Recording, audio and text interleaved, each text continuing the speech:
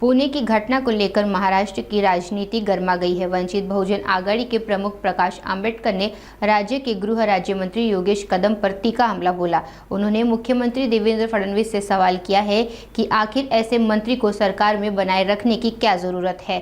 आंबेडकर ने कदम को तुरंत मंत्रिमंडल से बर्खास्त करने की मांग की। पोलिसांना एक आरोपी पकडण्यासाठी श्वान पथकाची गरज लागते, 100 पोलिसाची गरज लागते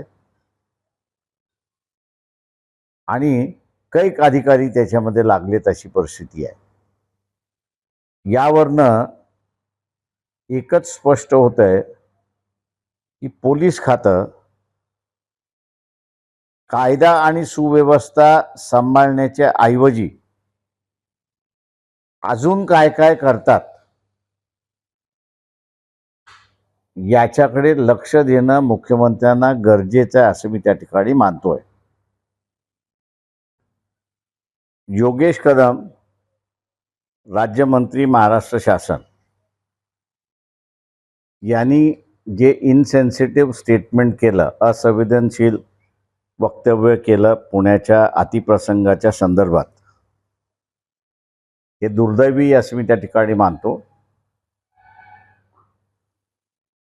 कुठल्याही घटनेवरती सामान्य माणूस हा शोक व्यक्त करतो,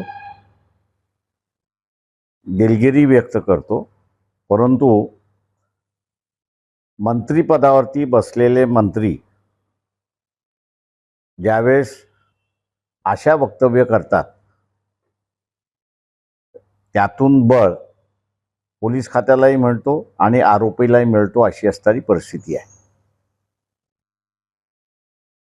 अशा ह्या इनसेन्सिटिव्ह मंत्री जे आहेत, असंवेदनशील मंत्री आहेत, योगेश कदम यांना मंत्रिमंडळात का ठेवावं हा प्रश्न देवेंद्र फडणवीस यांनी स्वतःला विचारला पाहिजे। राज्य शासन हे लोकांना दिलासा आणि त्याच्याच बरोबर सुरक्षितता देणार आहे। मद्रास हायकोर्टाने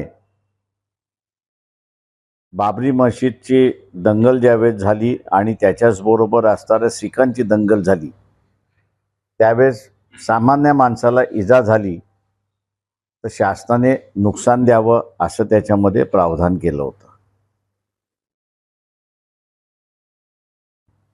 ते प्रावधान करत असताना सेन्सिटिव्हिटी संवेदनशील ही शासनामध्ये यावी अशीच अपेक्षा त्या ठिकाणी होती। आज ज्या मंत्र्यांना असंवेदनशीलता दाखवावी वाटते अशांना कॅबिनेटमध्ये का ठेवावं हा प्रश्न आहे। वंचित बहुजन आघाडी ही मागणी करते की अशा मंत्र्यांना कॅबिनेटमधनं काढून टाकावं, राज्यमंत्रीपदावरनं काढून टाकावं ही मागणी आम्ही करत आहोत।